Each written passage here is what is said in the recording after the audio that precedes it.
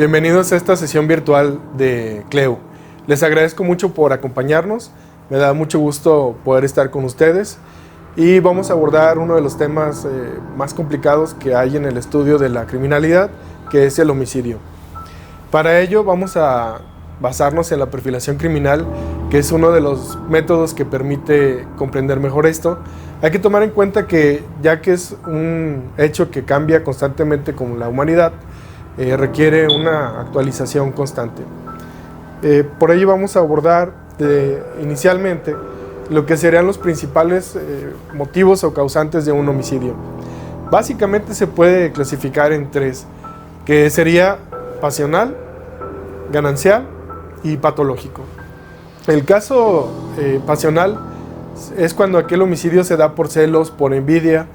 Desde la Biblia tenemos una referencia con Caín y Abel, que Caín mató a Abel por celos que sentía por su hermano, y encontramos muchos ejemplos a lo largo de la historia. Este motivo no se va a evitar porque, por más que haya consecuencias, pues cuando alguien se deja llevar por las pasiones puede perder el control por un momento. Asimismo tenemos el motivo ganancial. En el caso ganancial es cuando una persona obtiene un beneficio para cometer un homicidio. Callar a un testigo, como en el caso del abogado Alberto Nisman en Argentina, el cual estaba en un caso político muy delicado y fue asesinado por esta razón.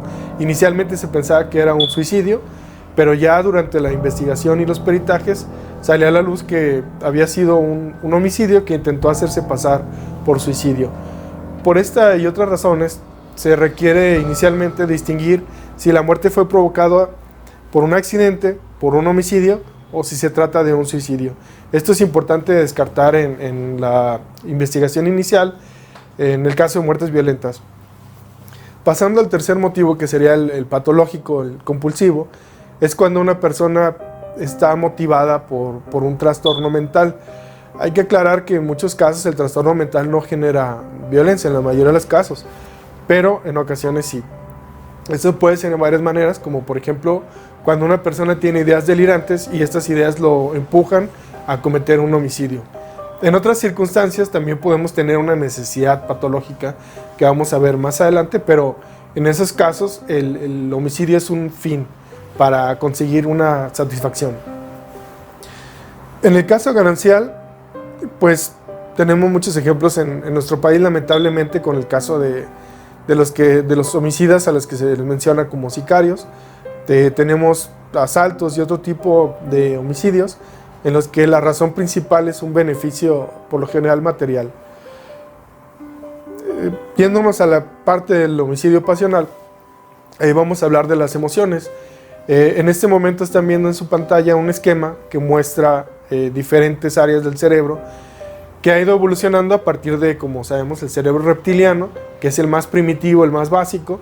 Posteriormente adquiere estructuras ya de mamífero, y la corteza cerebral humana, que es la parte más evolucionada. Estas tres partes no funcionan de una forma lineal, sino que cada una tiene su propio, control sobre la conducta. Entre más primitiva sea un área, esta va a tener una mayor prioridad. Es decir, que cuando actuamos por instinto, se puede omitir el funcionamiento de la corteza cerebral. Esto lo podemos ver en personas que están a punto de ser atropelladas o algo por el estilo, en una situación de emergencia en la que no razonan y simplemente reaccionan.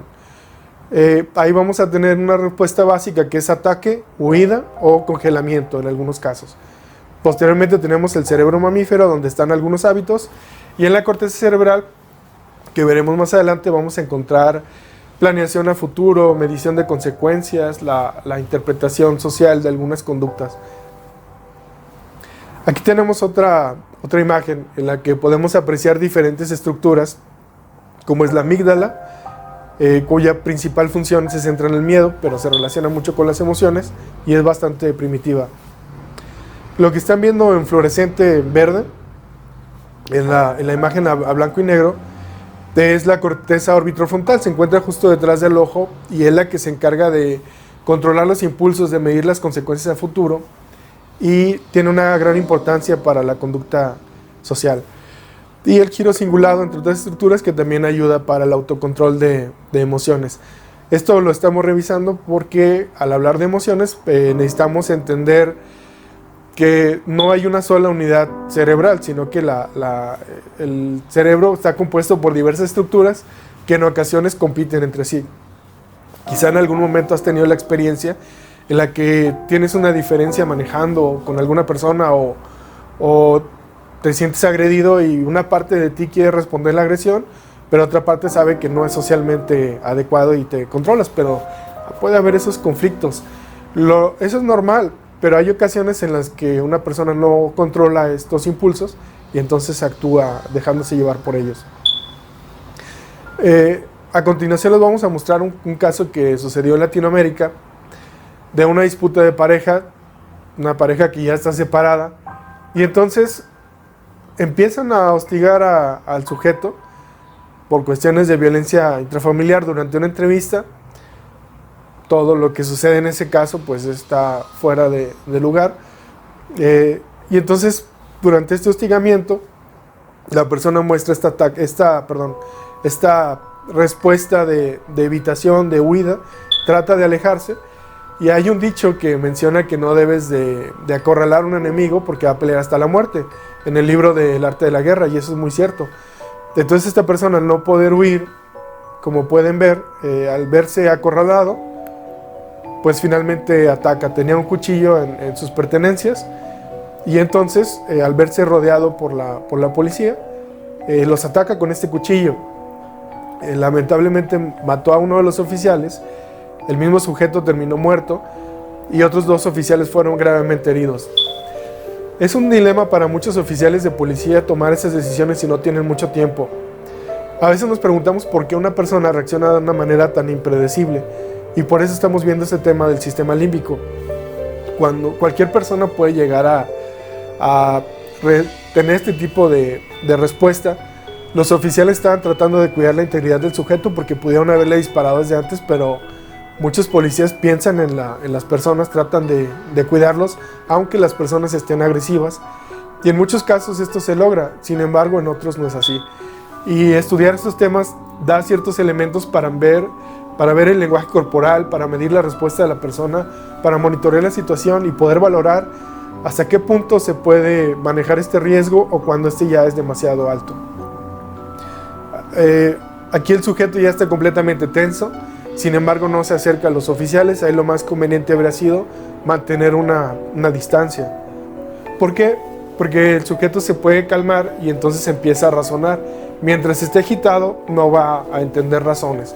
Por eso algunas negociaciones son tan largas. Se esperan a que se calme el sujeto para que se desactive el sistema límbico. Finalmente, como les mencionaba, el sujeto falleció, así como uno de los policías y otros 2 gravemente heridos. No estoy diciendo que esta situación sea fácil de atender, sino que es importante aprender de todas estas experiencias para tratar de evitar que suceda. Entonces, básicamente ese sería un ejemplo de lo que tendríamos en homicidios pasionales. Las emociones pueden perder el objeto y se transfieren hacia otro. En este caso, el conflicto emocional que tenía este sujeto con su pareja sentimental elevó su estado de ánimo junto con el hostigamiento, se transfirió hacia los policías que estaban calmados en ese momento, pero él estaba en otra sintonía. Entonces ahí reaccionó, no sirvieron las amenazas con las armas de fuego, porque el sujeto en ese momento quería matar a alguien o morirse, que se llegan a presentar suicidio por policía. En este caso no fue suicidio, pero sí fue un acto temerario con las emociones de por medio. El caso de la psicopatología, pues hay que mencionar que en este caso anterior no se nota que haya algún indicio de una patología. Una persona no necesariamente necesita tener un trastorno mental para actuar de forma alterada, y una persona, aunque tenga un trastorno mental, no necesariamente va a ser alguien peligroso. Por alteración mental vamos a tener una alteración clínicamente significativa. Es un síndrome en conjunto de síntomas que se tienen identificados y que se describen en diferentes manuales, como por ejemplo el DSM-5, el Manual Diagnóstico y Estadístico de los Trastornos Mentales, la CIE-10, que actualmente ya está en su versión 11, y otros manuales. Sin embargo, el mismo DSM-5, que tiene un apartado para el tema forense, especifica que no es suficiente con este manual para poder comprender los trastornos mentales en temas legales, que es necesario otro tipo de bibliografía. Y como pueden ver, aquí estoy en la biblioteca de la universidad, van a contar con bastante bibliografía especializada. Es una de las grandes ventajas que tenemos aquí, porque hay libros que son difíciles de conseguir, que no son tan comunes, y aquí pueden tener bastante material, como podrán darse cuenta. En el caso, por ejemplo, hablando específicamente del trastorno de la personalidad antisocial, vemos que este diagnóstico no es suficiente y se necesita otra bibliografía, porque solo se puede diagnosticar cuando hay antecedentes de los 15 años hacia atrás. Entonces vamos a tener casos de psicópatas que no cometieron ningún delito cuando eran niños, que no agredieron, y sin embargo son capaces de matar a una persona a sangre fría. Entonces el DSM-5 nos sirve hasta cierto punto. Sin embargo, hay que conocer a fondo este manual que se estudia en las clases, pero además hay que conocer otro tipo de bibliografía. En la mayor parte de los trastornos no se relaciona la existencia del trastorno con la comisión de delitos. Sin embargo, hay otros en los que sí, hay diferentes niveles. Por ejemplo, en el caso de las ideas delirantes, las podemos encontrar en diversos trastornos, como delirium, también el caso de la esquizofrenia, como el caso de Richard Drayton Chase en Estados Unidos. Él mató a 6 personas porque tenía la idea delirante. Una idea delirante es aquella que no obedece a la lógica ni la evidencia, en la que él pensaba que le faltaba una vena pulmonar. Por este motivo, él tenía la obsesión de conseguir material para sustituirlo, a través de tomar sangre humana, comer órganos y otro tipo de situaciones, aparte del deterioro asociado con la propia esquizofrenia en cuanto a la capacidad de juicio, y por esto mismo él cometió estos homicidios. Entonces ahí sí tenemos un caso del 4% de los esquizofrénicos podrían llegar a ser peligrosos. En ese caso la mitad de la agresión es hacia sí mismos, pero aquí sí tenemos un ejemplo de una persona que realiza un homicidio en el que hay una esquizofrenia detrás de la motivación que tiene. Otro caso en el que no hay esquizofrenia, es solo las ideas delirantes, es de Luis Felipe, que en el Estado de México, en la Ciudad de México, en el metro, realizó un tiroteo porque él estaba convencido de que lo estaban amenazando, de que estaba en peligro, tenía ideas delirantes. Él tuvo 2 víctimas en este tiroteo.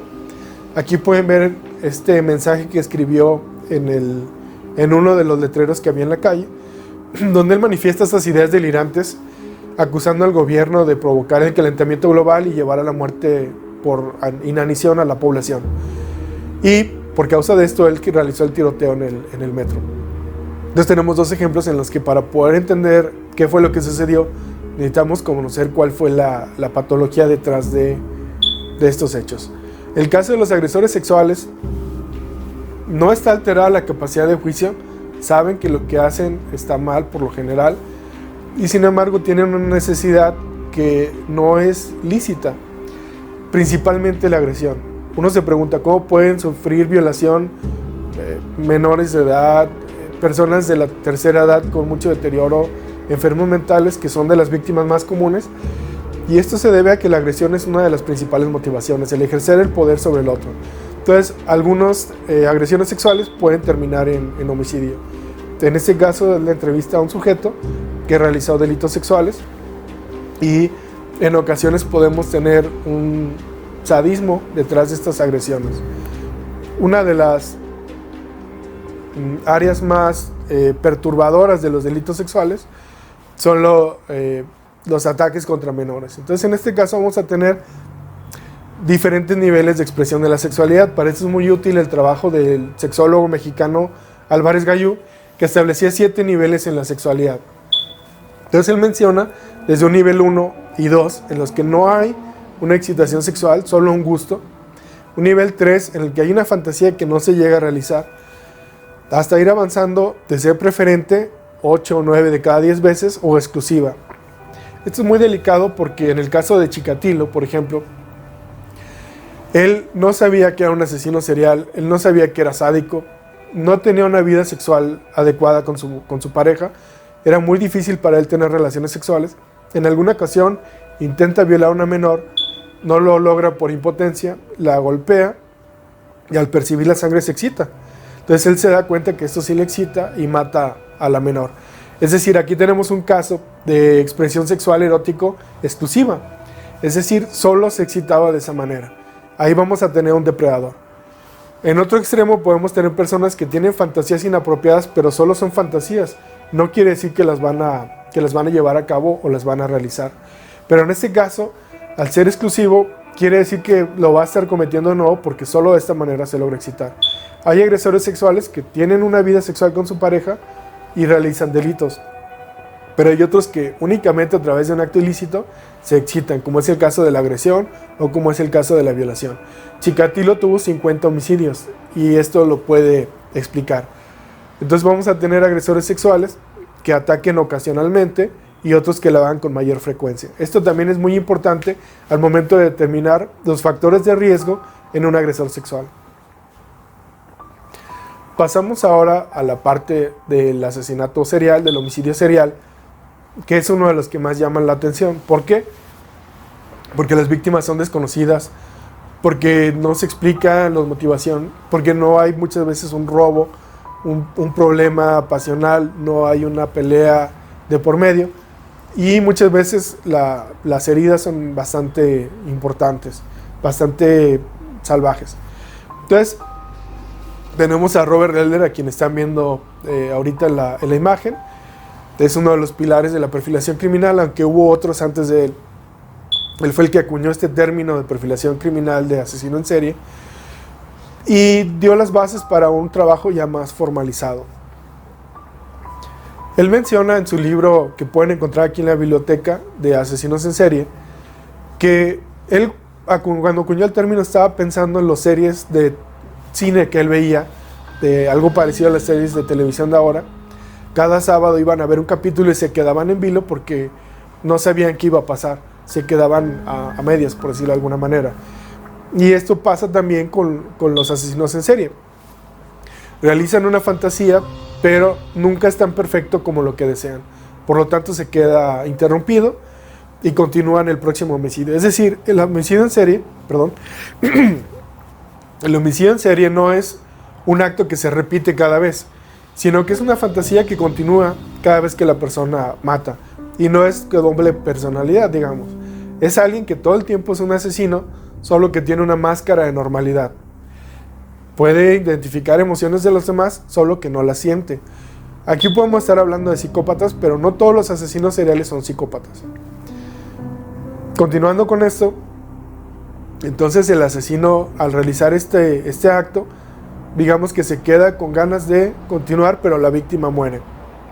Una de las declaraciones más impresionantes que he escuchado fue un menor de edad que mató un pajarito, un polluelo de ave.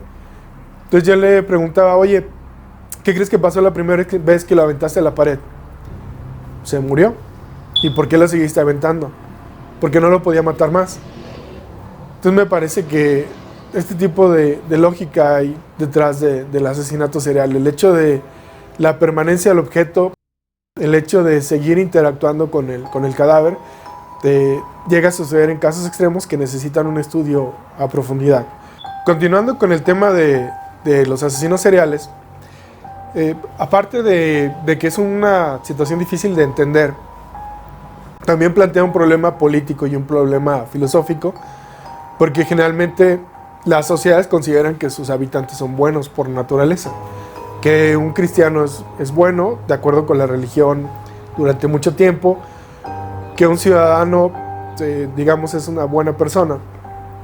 Y en la existencia de asesinos en serie pone en manifiesto una característica, un rasgo de la humanidad que no es compatible con estas creencias.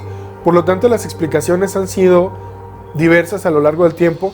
Se han explicado a través del demonio, que era el diablo el que estaba detrás de estos homicidios. Otras lo manejaban como la presencia de monstruos. Aquí en esta imagen podrán ver a un dragón. Es una imagen de la Edad Media ya avanzada, donde un dragón está atacando a un hombre y lo está devorando. Las personas podían llegar a entender un homicidio en el que habían asaltado a alguien en el camino. Podían entender una agresión sexual.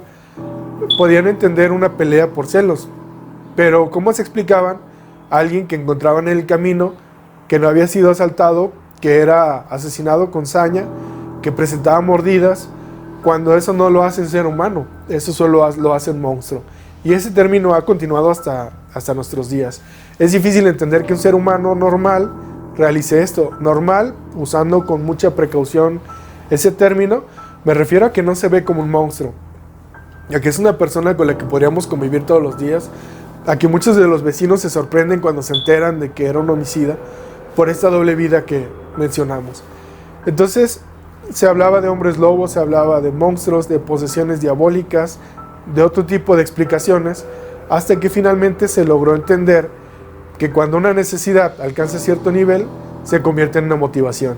Y una persona que aparentemente lleva una vida normal, tiene una necesidad de matar, tiene una necesidad sádica que le impulsa a atacar a personas de su entorno, que en ocasiones conoce, la mayor parte de las veces no conoce, pero sin embargo en el homicidio siempre hay una relación, aunque sea simbólica. Entonces, en algunos asesinos seriales tienen unas víctimas de selección que corresponden a la fantasía que tienen. Entonces, el fetichismo, por ejemplo, es cierta inclinación sexual por objetos o partes, circunstancias.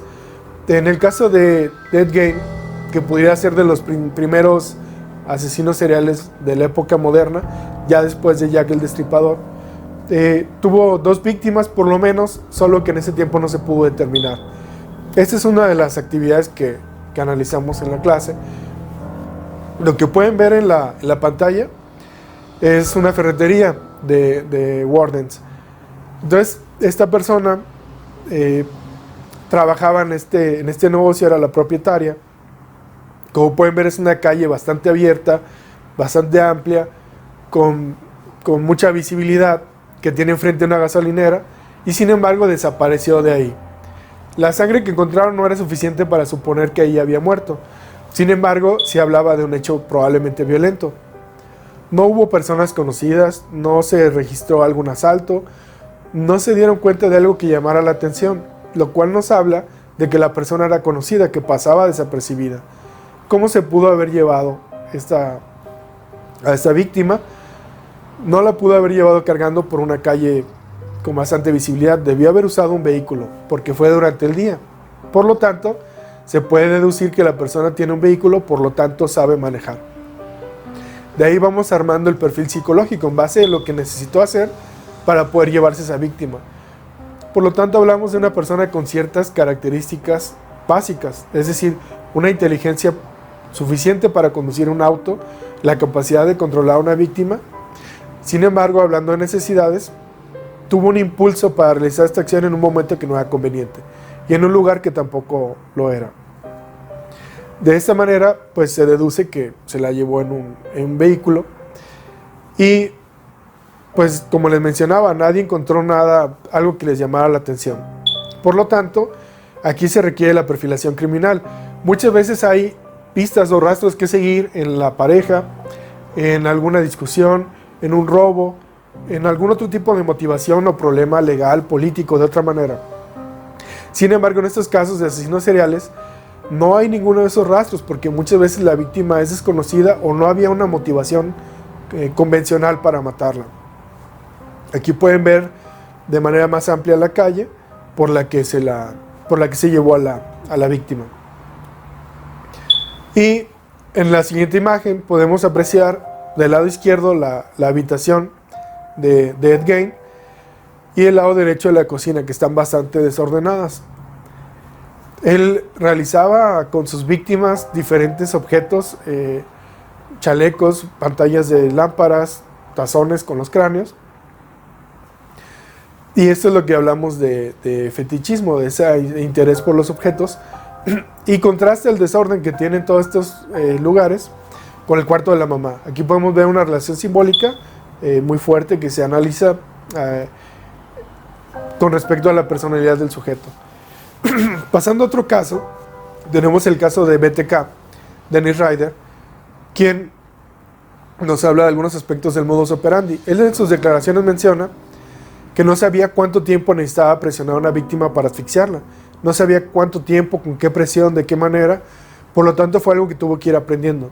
A eso se le llama modus operandi, a lo práctico para realizar un delito. Cómo llegar, cómo irse, cómo ocultar la identidad, cómo cometer el delito.